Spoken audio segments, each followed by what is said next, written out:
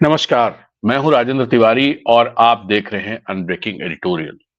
आज संसद का शीतकालीन सत्र शुरू हुआ और सुबह जैसा कि रिचुअल है, जब प्रधानमंत्री संसद आते हैं तो वो संसद के बाहर मुख्य द्वार पर, संसद के द्वार पर प्रेस से बात करते हैं। और दरअसल वो बातचीत जो है कहीं ना कहीं पूरे देश को संबोधित होती है, संसद के दोनों सदनों के सदस्यों को संबोधित होती है और उसमें किस तरह से सत्र चलने वाला है, किस तरह से सरकार बिहेव करने वाली है, क्या उसकी प्रायोरिटीज है, किस तरह से कौन से मुद्दे हैं, किन पर बात होनी है, ये सारी चीजें एक एक अनुमान प्रधानमंत्री के उस जो वहां पर वो बात करते हैं प्रेस के साथ, उससे लगता है। तो आज भी उन्होंने 10-12 मिनट की बातचीत की। बातचीत क्या बात की, बातचीत तो नहीं कही जानी चाहिए। उन्होंने 10-12 मिनट की बात की और उस बात में करीब 11 मिनट 47 सेकंड के आसपास की बात है जो उन्होंने प्रेस को संबोधित किया। और उन्होंने खास बात उसमें कही और उससे एक तरह से संसद के इस सत्र का टोन तय कर दिया और देश को एक बहुत बहुत गंभीर संकेत दिया है। गंभीर बात उन्होंने कही है, वो बहुत सारे खतरनाक इशारे करता है। तो पहले हम सुन लेते हैं कि प्रधानमंत्री ने कहा क्या, उसके बाद हम उस पर बात करेंगे। उतना ही हिस्सा मैं आपको सुनवा रहा हूं जितने का जिक्र मैं कर रहा हूं। पार्लियामेंट में स्वस्थ चर्चा हो, ज्यादा से ज्यादा लोग चर्चा में अपना योगदान दें। दुर्भाग्य से कुछ लोगों ने अपने राजनीतिक स्वार्थ के लिए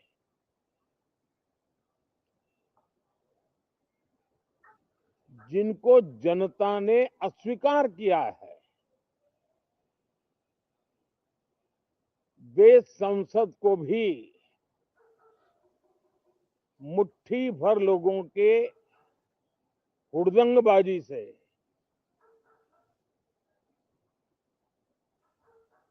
कंट्रोल करने का लगातार प्रयास कर रहे हैं। उनका अपना मकसद तो संसद की गतिविधि को रोकने से ज्यादा सफल नहीं होता है और देश की जनता उनके सारे व्यवहारों को काउंट करती है और जब समय आता है तो सजा भी देती है।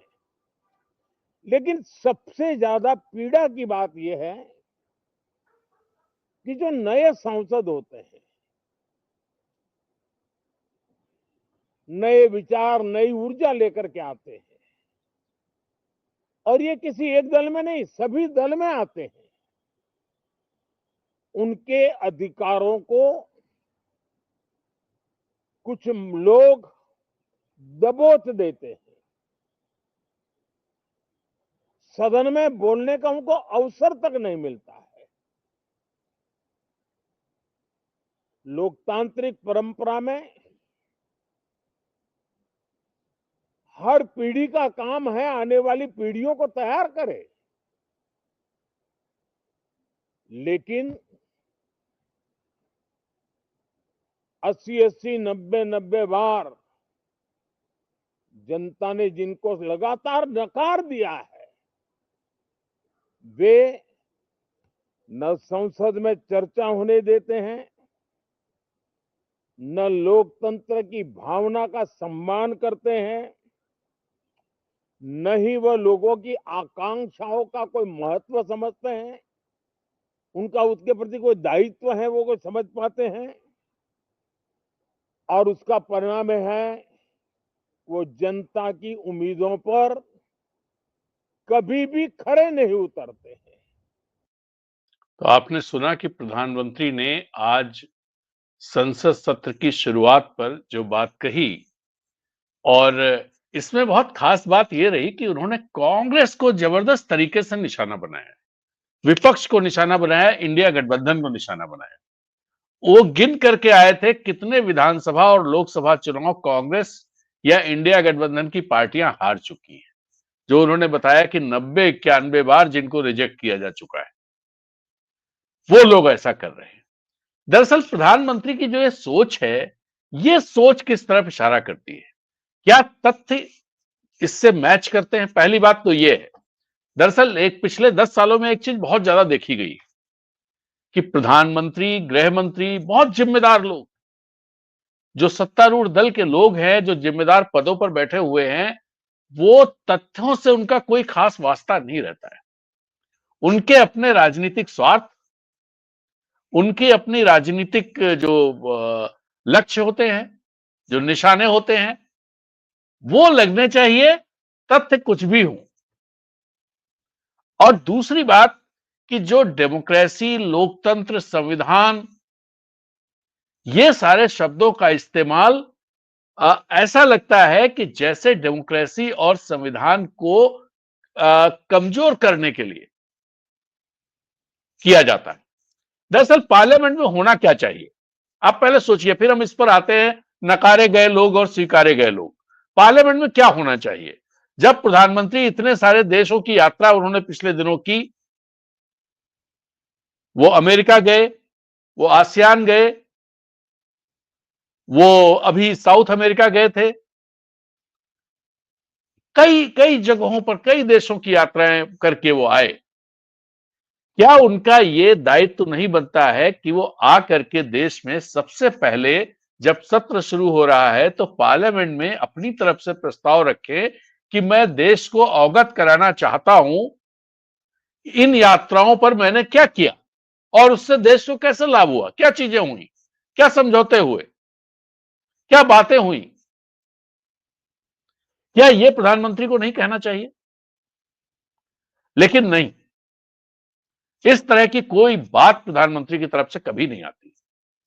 प्रधानमंत्री को क्या यह नहीं कहना चाहिए कि मणिपुर में जो कुछ हो रहा है उस पर मैं एक बयान देना चाहता हूं, देश को बताना चाहता हूं कि सरकार ने क्या क्या किया है और कौन सी वो वजह है जिनकी वजह से ये चीजें हो रही हैं और उनसे निपटने के लिए सरकार क्या करने जा रही है? क्या देश को यह नहीं बताना चाहिए?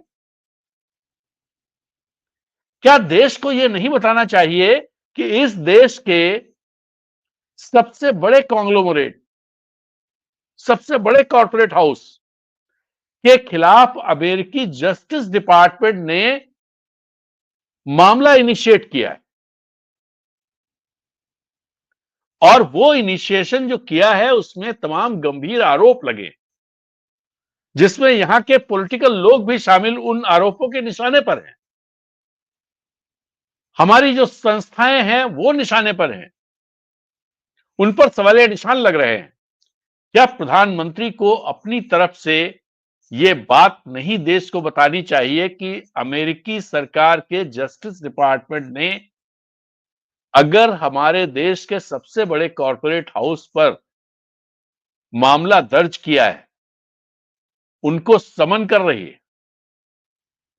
तो सरकार उसमें क्या कर रही है, सरकार का रुख क्या है, जो आरोप वहां लगाए गए हैं उन आरोपों में सरकार का क्या रुख है और सरकार क्या कर रही है? क्या उसे देश को नहीं बताना चाहिए? सोचिए इन सवालों पर। दरअसल हम सारे लोग भीड़ का हिस्सा बनकर के और ये कहने लगते हैं कि देश को पीछे ले जाना चाहते हैं लोग। दरअसल देश को लोग पीछे ले जाना चाहते हैं तो अमेरिकी सरकार क्यों पीछे ले जाना चाहती, यह सवाल तो है। और खासतौर पे ऐसे ग्रुप को लेकर के जिस ग्रुप को देश की प्रगति के साथ जोड़ा जाता रहा हो सत्तारूढ़ दल के द्वारा, उस ग्रुप के द्वारा, दोनों सत्तारूढ़ दल भी ये बात कहता है और वो ग्रुप भी ये बात कहता है कि देश की प्रगति, देश का जो विश्वास है उसको तोड़ने की कोशिश हो रही है।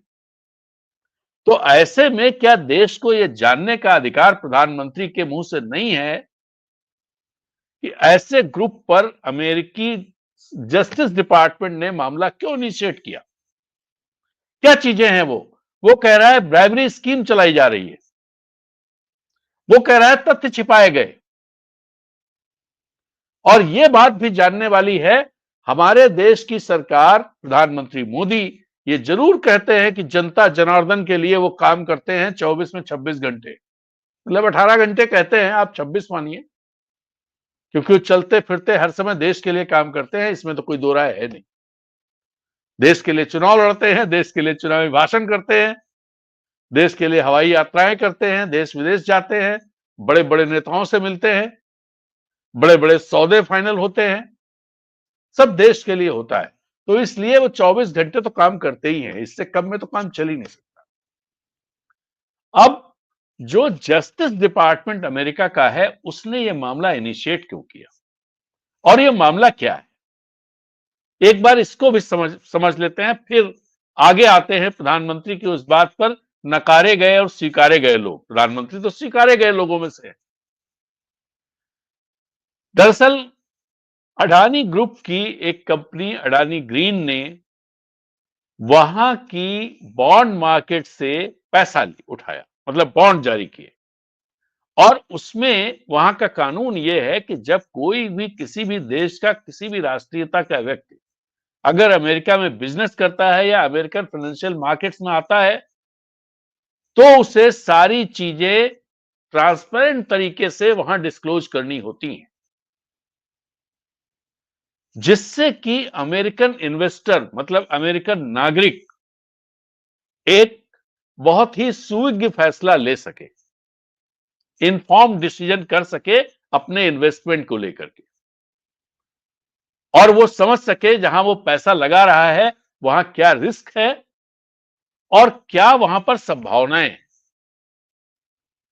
तो इसी क्रम में अडानी ने जब वहां से बॉन्ड जारी किए अपने, और एक और बॉन्ड जारी करने वाले थे, मतलब वहां से पैसा उठाने वाले थे, तो उसके बाद अमेरिकन एजेंसीज ने उसकी जानकारी, भाई बहुत सारी जो आप फाइल करते हैं, इंफॉर्मेशन फाइल करते हैं, तो उस सिलसिले में पता चला ऐसा ऐसा है, इंफॉर्मेशन छुपाई गई है, जो जितना बिजनेस के जो प्रोजेक्शंस दिए गए थे वो प्रोजेक्शंस कहीं नहीं है, उनके लिए घूस की स्कीम चलाई जा रही है, जिससे कि ये सारी चीजें दिखाई दे कि भाई ये हो सके। तो इस सारे मामले को लेकर के वहां पर यह मामला इनिशिएट किया गया है कि इन्होंने हमारे यहां रेगुलेटर्स को अंधेरे में रखा। तो अब अगर वहां की सरकार, वहां का जस्टिस डिपार्टमेंट अपने इन्वेस्टर्स के लिए इतना चिंतित है, हमारे देश की सरकार अपने इन्वेस्टर्स के लिए क्यों नहीं चिंतित? वो कंपनी यहां स्टॉक मार्केट में लिस्टेड है, उसमें यहां के लोगों ने इन्वेस्टमेंट कर रखा है, और उसमें अगर इस तरह की चीजें हैं, मैं आपको उसका किस्सा भी बता दूं क्या है। Solar energy corporation of India एक पब्लिक सेक्टर की कंपनी है, जिसके साथ power purchase agreement Adani group का है। कितने गीगा वाट का, और उसमें यह पाया गया कि वो पावर परचेज करेंगे और solar energy corporation of India उसको डिस्कॉम्स को सेल करेगी, और डिस्कॉम्स के साथ पावर सेल एग्रीमेंट होगा। वो पावर सेल एग्रीमेंट नहीं हो पा रहा है, नहीं हो पा रहा है। अगर ये बात खुल जाए तो बड़ी दिक्कत हो।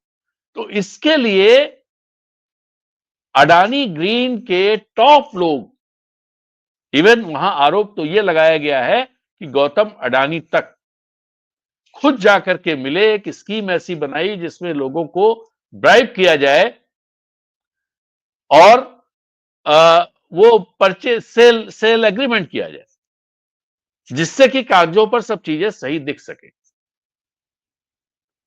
इसमें आंध्र प्रदेश का बहुत साफ, न्यू इंडियन एक्सप्रेस में एक रिपोर्ट छपी जिसमें कहा गया कि वहां 1740 करोड़ रुपए की ब्राइब दी गई।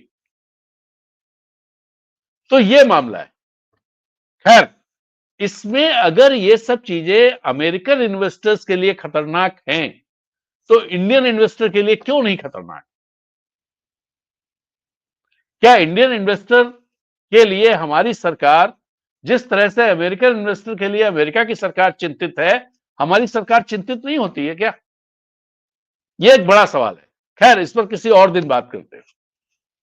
अब बात यह है कि प्रधानमंत्री ने जो कहा कि जिनको नकार दिया है देश की जनता ने, ऐसे मुट्ठी भर लोग, तो अब नकारने का मतलब क्या हुआ? नकारने का मतलब हुआ चुनाव हार गए? चुनाव हारने का मतलब क्या हुआ?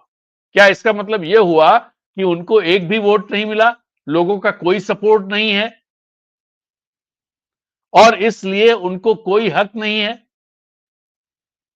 दरअसल अपने यहां का जो डेमोक्रेसी का मॉडल है, अपने यहां का जो डेमोक्रेसी का मॉडल है, ये फर्स्ट पास द पोस्ट, मतलब कई लोग खड़े होते हैं जिनका सबसे ज्यादा वोट होते हैं, वो जीता हुआ माना जाता है। लेकिन इसका मतलब ये नहीं है बाकी लोगों को जो वोट मिले हैं और जिन लोगों ने वोट दिया है उनका कोई मतलब ही इस डेमोक्रेसी में नहीं है। अगर पूरे आंकड़े देखे जाएं, पूरे आंकड़े देखे जाएं 2024 के लोकसभा चुनाव के, उन आंकड़ों को देखने पर पता चलता है, मैं आपसे एक मोटे तौर पर आंकड़ा एक बताता हूं। कुल जो टोटल वोटर थे 2024 के लोकसभा चुनाव में 96 करोड़ 88 लाख के आसपास, और इसमें से जिन लोगों ने वोट किया उनकी संख्या थी 64 करोड़ 54 लाख के आसपास। और इन 64 करोड़ 54 लाख में से जितने लोगों ने भारतीय जनता पार्टी या नरेंद्र मोदी के नेतृत्व वाले एनडीए के लिए वोट किया, उनके कैंडिडेट्स को वोट किया, उनकी संख्या थी 28 करोड़ 31 लाख के आसपास। याद रखिएगा यह नंबर, 28 करोड़ 31 लाख, 28 करोड़ 31 लाख। इन लोगों ने एनडीए के कैंडिडेट्स को, यानी भारतीय जनता पार्टी और नरेंद्र मोदी के नेतृत्व वाले एनडीए के कैंडिडेट्स को वोट किए। अब दूसरी तरफ इंडिया गठबंधन था। इंडिया गठबंधन जिसका नेतृत्व कांग्रेस के पास था, राहुल गांधी के पास था, खड़गे के पास था, उस गठबंधन को 26 करोड़ 77 लाख लोगों ने वोट किया। 26 करोड़ 77 लाख, याद रखिए, यह नंबर भी याद रखिए। एनडीए को वोट करने वाले लोग हैं, मतलब मोदी जी के नेतृत्व वाले गठबंधन को वोट करने वाले लोगों की संख्या है 28 करोड़ 31 लाख, और राहुल गांधी और कांग्रेस के नेतृत्व वाले गठबंधन को वोट करने वाले लोगों की संख्या है 26 करोड़ 77 लाख। अब अगर इसमें उन लोगों का नंबर भी देख लिया जाए जो ना एनडीए में थे और ना इंडिया में थे, लेकिन वो जो पार्टियां थी, चाहे वो आंध्र प्रदेश की पार्टियां हो या दूसरे राज्यों की, वो जो पार्टियां थी, उन पार्टियों का वोट मोदी के खिलाफ तो है ही, क्योंकि वो चुनाव तो मोदी जी के खिलाफ लड़े, क्योंकि मोदी जी की सरकार थी। उन पार्टियों को वोट मिला जिसमें वाईएसआर कांग्रेस है और भी कई पार्टियां हैं। 5 करोड़ 80 लाख 57 हजार, मतलब 5 करोड़ 81 लाख मान लीजिए, तो 5 करोड़ 81 लाख वोट मिला इन पार्टियों को। अगर इंडिया और इन पार्टियों के वोट को जोड़ दिया जाए तो ये वोट जो है होता है 32 करोड़ 58 लाख। और जब प्रधानमंत्री मोदी के नेतृत्व वाले गठबंधन के प्रत्याशियों को वोट मिला, वो वोट है 28 करोड़ 31 लाख। और प्रधानमंत्री संसद के दरवाजे पर, लोकतंत्र के मंदिर के गेट पर, के द्वार पर कहते हैं कि इन लोगों को देश ने नकार दिया है, जनता ने नकार दिया है। आप समझिए, मैं जो कह रहा हूं कि यह बयान बहुत ही खतरनाक संकेत करता है, वो इसलिए मैं कह रहा हूं कि अगर इस तरह से चीजों को देखा जाए, इन नंबर्स में देखा जाए, तब तो नकारा हुआ तो माना जाएगा कि प्रधानमंत्री के गठबंधन को इस देश के लोगों ने नकार दिया है। लेकिन हमारी लोकतांत्रिक इलेक्टोरल व्यवस्था इस तरह की है जिसमें फर्स्ट पास द पोस्ट वाली व्यवस्था है। जो उस क्षेत्र में सबसे ज्यादा वोट पाएगा वो जीता हुआ माना जाएगा। तो ये जो कहानी है, इसको अब प्रधानमंत्री ये क्यों कह रहे हैं? क्योंकि देश की जनता इस तरह से सोचती ही नहीं है। अधिकतर लोग, चाहे वो भारतीय जनता पार्टी के समर्थक लोग हों या दूसरी पार्टियों के समर्थक लोग हों, इसी तरह से चीजों को देखते हैं, इसी तरह से इलेक्टोरल रिजल्ट्स को देखते हैं। लेकिन आप सोचिए, जो और भी, एक तो ये फर्स्ट पास द पोस्ट व्यवस्था हुई, जो इलेक्टोरल डेमोक्रेसी के जो मॉडल्स हैं, ये वेस्टमिनिस्टर मॉडल है ब्रिटेन वाला। इसके अलावा फ्रांस, जर्मनी और दूसरी जगहों के मॉडल्स भी हैं जहां पर प्रोपोर्शनल रिप्रेजेंटेशन की बात होती है। दरअसल वो मॉडल क्या है? प्रोपोर्शनल रिप्रेजेंटेशन का मॉडल क्या है? यह मॉडल यह है कि पार्टियों के नाम पर चुनाव लड़े जाते हैं पूरे देश में, पूरे क्षेत्र, जितनी पार्लियामेंट्री कॉन्स्टिट्यूएंसीज हैं उनमें, और जिस पार्टी को जितना वोट मिलता है उसके प्रोपोर्शन में एक पर्टिकुलर थ्रेशोल्ड पॉइंट होता है कि इतना वोट मिनिमम मिलना चाहिए। इसके ऊपर जब वो पार्टियां पहुंच जाती हैं तो उस प्रोपोर्शन में उनको सीटें अलॉट हो जाती हैं, और उन सीटों पर पार्टियों की जिम्मेदारी है किन लोगों को भेजती है। वो पार्टियां किसको भेजती हैं, ये पार्टी तय करेगी। जैसे पार्टी अपने यहां का जो इलेक्टोरल सिस्टम है उसमें तय करती है किसे कैंडिडेट बनाएगी वो, और फिर जनता उसको, उसका चेहरा होता है, पार्टी की नीतियां होती हैं, पार्टी का नेता होता है, उसका चेहरा होता है, इन सब के आधार पर डायरेक्ट कैंडिडेट को वोट देता है पार्टी सिंबल के नाम पर। लेकिन जब प्रोपोर्शनल रिप्रेजेंटेशन की बात करेंगे तो फिर वो पार्टी की नीतियों और पार्टी को वोट दे रहा होगा, पार्टी सिंबल को ही वोट दे रहा होगा। वो किसी व्यक्ति या कैंडिडेट को वोट नहीं दे रहा होगा। कौन से लोग फिर उस पार्टी को पार्लियामेंट में, हाउस में रिप्रेजेंट करेंगे, ये पार्टी तय करेगी।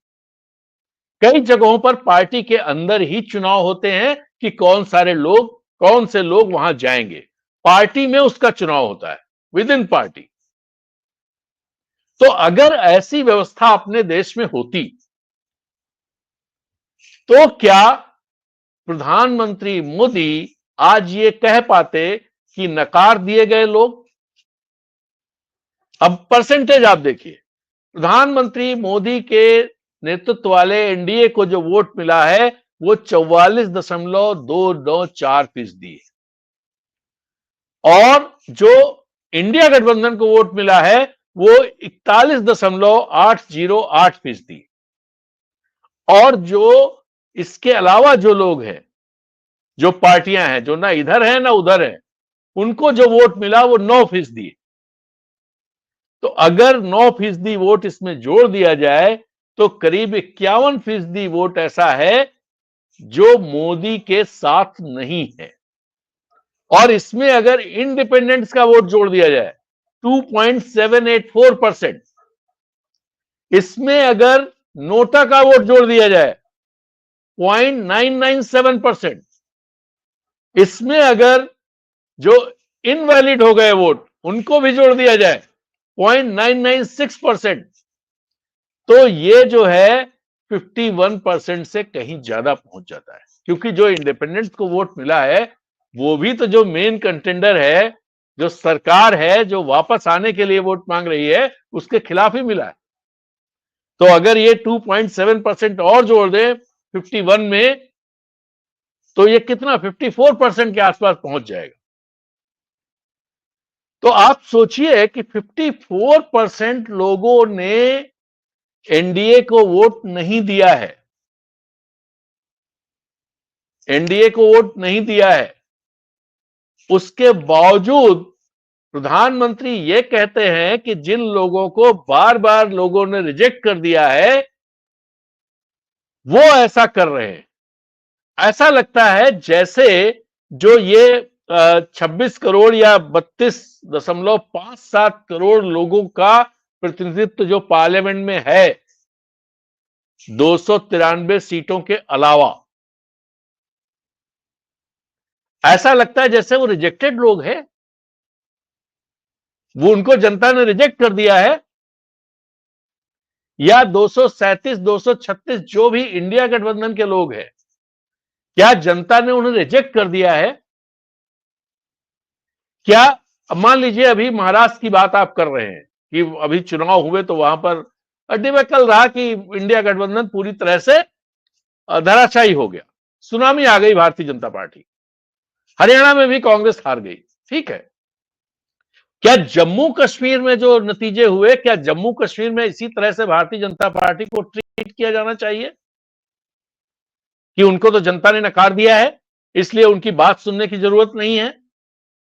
क्या झारखंड में हेमंत सोरेन इसी तरह से भारतीय जनता पार्टी को ट्रीट करना चाहिए उन्हें कि इनको जनता ने नकार दिया है, इनका कोई हक नहीं बनता, इनको विधानसभा में बोलना ही नहीं चाहिए, इनके पीछे जो जनता है उस जनता को भी जैसे नकार दिया गया हो? उस जनता की बात कौन करेगा? और उसने जिसने इन लोगों को वोट दिया है वो कहीं ना कहीं आपके नैरेटिव से असहमत है और इनके नैरेटिव से सहमत है। वोट तो तभी दिया ना, वो इस बात से सहमत है कि यहां पर क्रोनी कैपिटलिज्म का मामला चल रहा है, वो इस बात से सहमत है कि यहां पर नफरत की पॉलिटिक्स की जा रही है, वो इस बात से सहमत है कि यहां पर अमीरी गरीबी की खाई बढ़ाई जा रही है, वो इस बात से सहमत है कि अडानी को यह सरकार बहुत प्रमोट कर रही है, आउट ऑफ द वे जाकर के प्रमोट कर रही है। अब वो जो 32 करोड़ वोटर्स हैं जो इन बातों से सहमत हैं, उन 32 करोड़ की आवाज कोई आवाज ही नहीं है। क्या डेमोक्रेसी की बात करने वाले प्रधानमंत्री को यह लगता है कि जो उनको वोट देने वाले 28 करोड़ 30 लाख लोग हैं, 31 लाख लोग हैं, वही जनता है, और जिन्होंने उनको वोट नहीं दिया 32 करोड़ 57 लाख लोगों ने, वो जनता हिंदुस्तान की है ही नहीं? उसको आप उसी तरह से राइट ऑफ कर दोगे जैसे आपने अरबपतियों का लोन राइट ऑफ किया है? तो जनता को राइट ऑफ नहीं किया जा सकता है, और यह बड़ी दिक्कत है। इसलिए यह समझना जरूरी है कि यह कहानी, इस तरह के नैरेटिव क्यों खड़े किए जाते हैं प्रधानमंत्री की तरफ से। हमने कई प्रधानमंत्री देखे हैं अपने पत्रकारी कैरियर में और उससे पहले भी।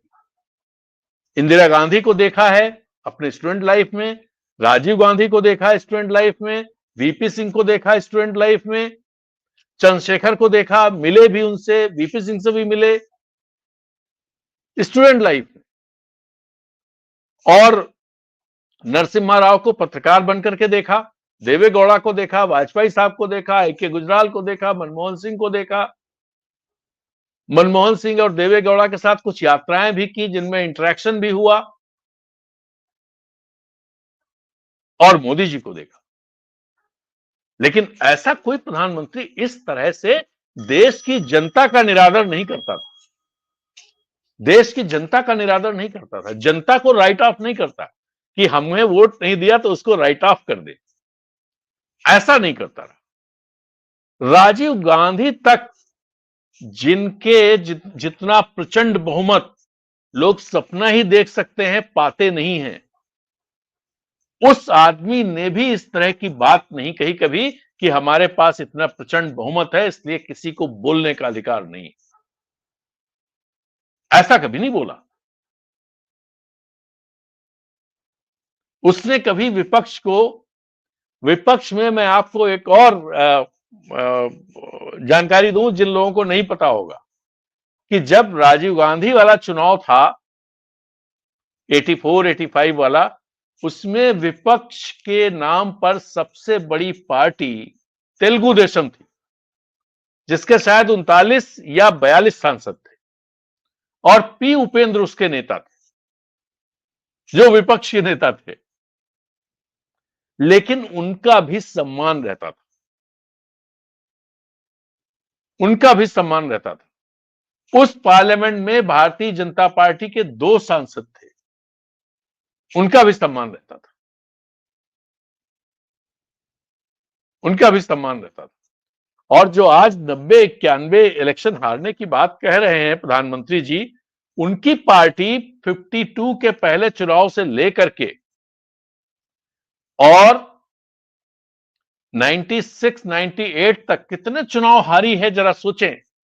कितने राज्यों में कितनी बार हारी है। अगर उसकी गिनती की जाए तब तो भारतीय जनता पार्टी को चुनाव लड़ने का अधिकार ही नहीं रहना चाहिए था। तो यह कोई बात नहीं हुई। अब दरअसल ये बात कहकर के प्रधानमंत्री देश को एक दूसरे सतह पर ले जाना चाहते हैं। उनके जो टारगेट्स हैं, आप देखिए पार्लियामेंट में क्या चीजें आने वाली हैं। वक्फ बोर्ड का विधेयक आने वाला है, और क्या आने वाला है, यूसीसी की बात कही गई थी, वन नेशन वन इलेक्शन की चीज आने वाली। तो पूरे देश को एक अलग, दरअसल क्या है, इस तरह की बातों में वो लोग भी कहते हैं, हाँ यार प्रधानमंत्री ठीक कह रहे हैं, जो लोग प्रधानमंत्री को वोट नहीं दिए होते, जिन्होंने प्रधानमंत्री को रिजेक्ट कर रखा होता है, वो भी कहते हैं प्रधानमंत्री ठीक कह रहे हैं, बात तो सही कह रहे हैं। इतनी बार हार गई, अब जब वोट देने का मौका आता तो सोचते हैं अरे ये हारी हुई है, दिमाग में बैठा हुआ है। ये माइंड कैप्चर करने का काम प्रधानमंत्री और उनकी पार्टी लगातार कर रही है। आपके सोचने की क्षमता, उस पर ताला लगा रही है। व्हाट्सएप पे जो चीजें आए, जो चीजें प्रधानमंत्री बोले, जो चीजें गृह मंत्री बोले, उन चीजों को ही सही माना जाए। जैसे अभी झारखंड के चुनाव पूरे हुए, उसमें उनका कहना है कि यहां बांग्लादेशियों की सरकार है। हेमंत सोरेन की सरकार को बांग्लादेशियों की सरकार कह रहे थे। बांग्लादेशी इतनी बड़ी संख्या में आ गए हैं कि बांग्लादेशी दामादों के गांव बस गए। घुसपैठ बड़े स्तर पर हो गई है। अब आप सोचिए कि कोई अगर सतर्क नागरिकता वाला, नागरिकों वाला देश हो, समाज हो, तो हमारे गृह मंत्री से ही वो पलट कर पूछ ले कि महोदय आप क्या कर रहे हो, क्योंकि घुसपैठ रोकने की जिम्मेदारी तो आपकी है, और आप हमको बता रहे हो कि हमारे यहां का मुख्यमंत्री घुसपैठ के लिए जिम्मेदार है, जबकि हमारे राज्य की सीमाएं तक किसी देश की सीमा से नहीं लगती।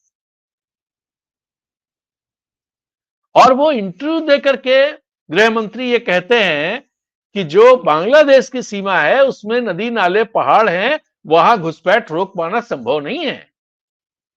तो वहां आप घुसपैठ रोक नहीं सकते, आपकी बीएसएफ नहीं रोक सकती, और आप सोचते हो कि जो अंदरूनी अंदर का एक राज्य है उसकी पुलिस घुसपैठ रोकेगी। क्या हास्यास्पद बात है, लेकिन लोग इसे गंभीरता से लेते हैं। और लोग पूरे देश में, ये पूरे देश में इसकी बात होती है, पूरे देश में लोग गंभीरता से लेते हैं कि हाँ ये तो है, बांग्लादेशी चूंकि मुसलमान है, मुसलमान वोट देता है इंडिया गठबंधन को, इसलिए इंडिया गठबंधन कुछ करता ही नहीं है। अरे भाई, एक बार गृह मंत्री से पूछा जाए कि पिछले 10 साल के अंदर आपके मंत्रालय ने पार्लियामेंट में बांग्लादेशी घुसपैठियों को लेकर के जो जवाब दिए हैं, उन जवाबों से यह बात साबित क्यों नहीं होती कि बड़े संख्या में घुसपैठ हो गई। अगर इतनी बड़ी संख्या में घुसपैठ हुई है तो वो उन जवाबों में क्यों नहीं रिफ्लेक्ट होती। उन जवाबों में तो कुछ इतने पकड़ लिए गए, कुछ 100, कुछ 1000, बस एनआरसी की बात करते हैं। लेकिन ये अगर जागरूक लोग हों, जागरूक नागरिक हों, तो वो पूछें इस सरकार से, असम के मुख्यमंत्री से, कि आपके यहां एनआरसी हुआ, कितने बांग्लादेशी आपने पकड़े, और उन जो आइडेंटिफाई किए बांग्लादेशी, उन बांग्लादेशियों की संख्या तो बताइए। और यह भी बताइए कि उनको कहां भेजा। जो गृह मंत्री यहां उल्टा करके सीधा करने की बात करते हैं, उन्हें देश से बाहर भेज देने की बात करते हैं, तो ये भी बताएं कि असम में एनआरसी के बाद वहां से क्या भेजा, कितने लोगों को भेजा। लेकिन नहीं, कोई पूछेगा ही नहीं। जो पूछेगा, लोग उसे कहेंगे कि भाई ये तो देशद्रोही है, देश विरोधी ताकतों के साथ मिला हुआ है। और जो लोग ये सब बात कर रहे हो, वो सबसे बड़े देशभक्त है। ये एक बड़ी विडंबना है इस समय की। और ये दरअसल ये कोई भी पार्टी ये काम करती, आज भारतीय जनता पार्टी कर रही, अगर मान लीजिए कांग्रेस ये काम कर रही होती, ये काम कोई और पार्टी कर रही होती, तो भी ये उतना ही खतरनाक था जितना इस समय जो पार्टी है वो कर रही है तब है। तो इसलिए ऐसा नहीं है कि ये पार्टी है तो कर रही है तो बिल्कुल सही है या बहुत खराब है। दूसरी पार्टी होती और वो कर रही होती तो अच्छा होता या बहुत खराब होता, ऐसा नहीं है। ये खराब है तो खराब। अमित शाह मुख्यमंत्री गृह मंत्री होकर के ये कह रहे हैं तो भी खतरनाक है। और अगर पी चिदम्बरम गृह मंत्री रहते हुए इस तरह के बयान देते, इस तरह की बातें करते, इस तरह के नैरेटिव खड़े करते, या कोई भी और, तो भी ये उतना ही खतरनाक था। इसलिए इसको सोचने की जरूरत है। और ये सोचने की जरूरत है कि प्रधानमंत्री इस तरह की बातें कह करके देश के दिमाग को किस तरफ पहुंचाना चाहते हैं, दिमाग में क्या चीजें बैठाना चाहते हैं, और उसके जरिए उसको कैप्चर करके कौन सा माहौल बनाना चाहते हैं और उसका क्या फायदा उठाना चाहते हैं, यह देखने की जरूरत है, यह समझने की जरूरत है, यह सोचने की जरूरत है। तो चलिए, इस वीडियो में इतनी ही बात। अगर आपको हमारी ये बात अच्छी लगी तो कृपया इसे अपने सोशल मीडिया प्लेटफॉर्म पर शेयर कीजिए और लाइक कीजिए। हमारे चैनल अनब्रेकिंग को अगर आपने सब्सक्राइब नहीं किया है तो कृपया कर लें, और इसकी मेंबरशिप ले लेंगे तो आप अनब्रेकिंग को मजबूत करेंगे। तो इजाजत दीजिए, इस वीडियो में इतनी ही बात। फिर मिलते हैं एक नए वीडियो में एक नई बात के साथ। तब तक के लिए नमस्कार, जय हिंद।